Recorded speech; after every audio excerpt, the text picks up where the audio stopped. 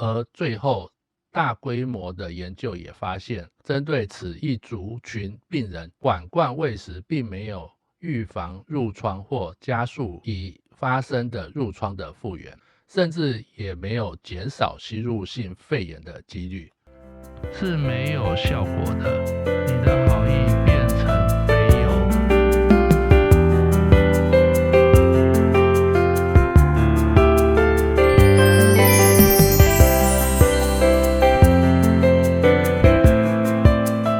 嗨，我是医务社工师安德鲁。上回我们有谈到失智症末期的饮食照顾，如果没有看过，可以点上面的资讯栏。失智末期的饮食照顾，最后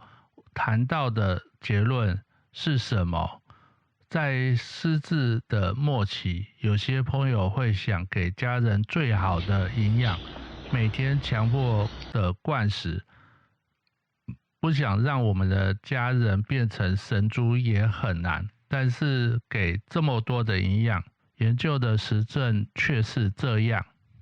医学界最高等级的系统性回顾与统合分析资料库研究发现，对于末期失智症的老人给予鼻胃管或者是胃造瘘灌食，或是有口喂食的3个组进行比较，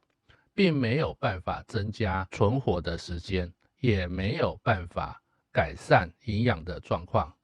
而最后大规模的研究也发现，针对此一族群病人，管灌喂食并没有预防褥疮或加速已发生的褥疮的复原，甚至也没有减少吸入性肺炎的几率。是没有效果的。你的好意变成肥油。是没有效果的。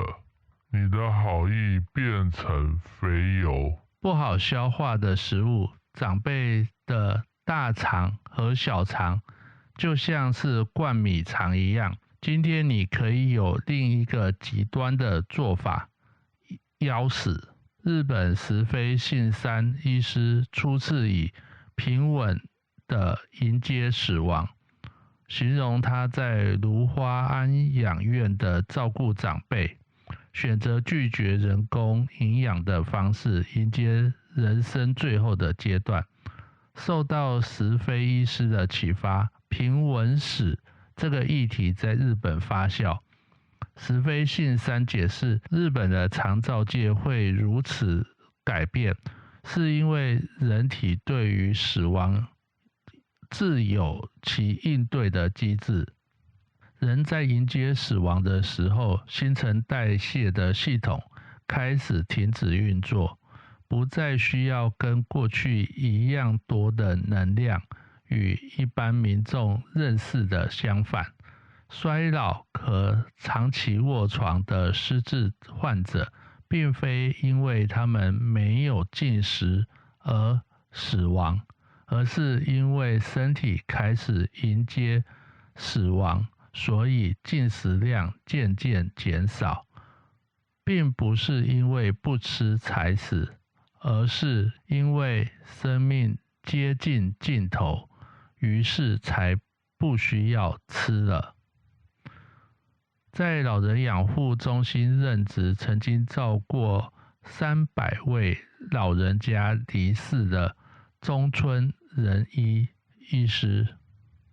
进一步说明，人在身体的器官机能开始衰竭后，不插鼻胃管、不做胃造口、输液灌食的老人家，会因为身体本身迎接死亡的机制，大脑内的自然开始分泌天然类似鸦片作用的物质，让人产生幸福感。脱水造成血液的浓稠，也会让人感觉困了，并沉沉睡去。这才是一个人死时的自然状况。现代医学虽然在治疗疾病上进步了很多，但是我们渐渐走向死亡的时候，现代医学的救命技术却阻止了许多老人家顺从自然的规律死亡。据他表示，自己曾经见过很多的病人，虽然意识指数已经很低了，但是因为有做胃造口，所以仍然不断的被灌食，再加上卧床太久，最后骨骼变形且固定僵硬，离世的时候因此无法入棺，结果不得不将老人家的骨头打断才能入殓。因此，中村医师在临终照顾的第一线所看到的是，让他坚定推动老人家与家人们沟通后，采用自然死这种人体本来就具有的一个机制。在台湾，毕柳英医师著有《断食善终》2本书，一本是《断食善终：送母远行，学习面对死亡的生命课题》，第二本是《有一种爱是放手：断食善终2》，从第一手的个案经验、